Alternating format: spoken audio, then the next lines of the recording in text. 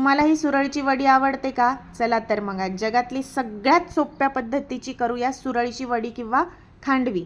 त्यासाठी आपण कुकरमध्ये पीठ शिजवून घेणार आहोत आणि ज्या भांड्यामध्ये घेणार त्याला मी तेल लावून घेतलेलं आहे। आता मी इथे 2 वाटी पीठ घेतलेलं आहे। हे मी हिरा बेसन पीठ घेतलेलं आहे, पण घरच्या पिठाच्याही सुरळीच्या वड्या खूप छान होतात, त्याही मी केलेल्या आहे। आता यामध्ये 1 वाटी दही आणि 2 वाटी पाणी टाकून घेतलेलं आहे। आता 2 वाटी पिठाला 1 वाटी दही 2 वाटी पाणी टाकले आणि आलं आणि मिरचीचं वाटण करून घेतलंय, त्यामध्ये सुद्धा मी अर्ध वाटी पाणी घातलं होतं। आता ते सर्व या पिठामध्ये टाकून घेऊ।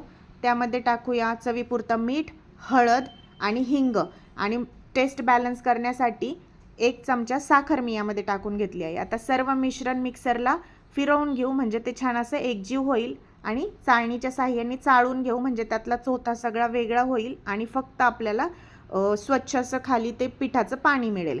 आणि आता हे पीठ आपण कुकरमध्ये शिजायला ठेवणार आहोत, पण हे ठेवताना यावरती झाकण नक्की ठेवायचं, म्हणजे वाफेचं पाणी त्यामध्ये जाणार नाही आणि 7 ते 8 शिट्ट्यांमध्ये मस्त असं पीठ शिजून तयार होतं।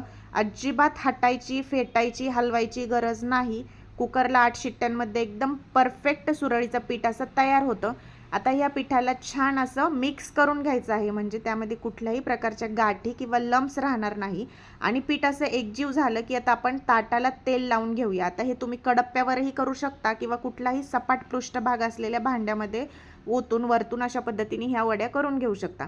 आता मी ताटाला तेल लावलं आणि गरम गरम असतानाच हे पीठ ताटावरती टाकून स्पॅच्युला किंवा एखाद्या चमच्याच्या मागच्या भागाने व्यवस्थित असं पसरवून घ्यायचं आहे। खूप जास्त जाडसर नाही किंवा खूप पातळही नाही, अशा पद्धतीने एकसारखं हे पीठ असं पसरवून घ्यायचं आहे। आता हे करताना थोडी घाई करायची, कारण थंड झालं की पीठ लगेच सेट होतं आणि मग आपल्याला असं ते पसरवता येत नाही। आता मी गरम गरम असताना पसरवलं, शेवटचं ताट व्यवस्थित पसरवेपर्यंत पहिलं ताट तर थंड झालंच होतं।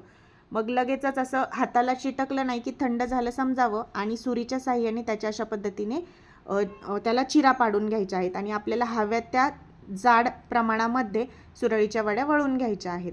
अतिशय सुंदर अशा ह्या वड्या तयार झालेल्या होत्या, 1 मिनिटामध्ये वळल्या जात होत्या। सगळ्यात इंटरेस्टिंग गोष्ट मला सुरळीच्या वड्याची म्हणजे ह्या वड्या वळायला फार आवडतात आणि एकदम मऊ लुसलुशीत अशा आणि एकदम टेस्टी ह्या वड्या झालेल्या होत्या। आता याच्यावरती आपल्याला टाकायची आहे तितकीच मस्त अशी फोडणी। त्यासाठी तेलामध्ये मी टाकलेलं आहे जिरे, मोहरी, तुम्हाला जर कढीपत्ता आवडत असेल तर कढीपत्ता बारीक चिरून घालायचा, मिरची चिरून घालायची आणि मस्त अशी क्रिस्पी करून घ्यायची आणि वरतून ही फोडणी ह्या सुरळीच्या वड्यांवरती टाकून घ्यायची। खाताना एकदम क्रिस्पी असा कढीपत्ता, मिरची, जिरी, मोहरी एवढी टेस्टी लागते म्हणून सांगू। आणि वरतून त्यावरती ओलं खोबरं किसलेलं, बारीक चिरलेली कोथिंबीर टाकायची, म्हणजे लाजवाब टेस्ट येते। अशा पद्धतीने अतिशय सोप्या पद्धतीने आणि अचूक पद्धतीने तुम्ही या सुरळीच्या वड्या पहिल्याच प्रयत्नात यशस्वी करू शकता आणि सर्वांची वाहवा मिळवू शकता। तर तुम्हाला ही रेसिपी आवडली असेल तर चॅनलला फॉलो आणि सबस्क्राईब करायला विसरू नका। आणि हो, रेसिपी बघून झाली की आपण लाईक करायला विसरतो, त्यामुळे पटकन रेसिपीला लाईक करा। मस्त खा आणि स्वस्त रहा। Bye bye.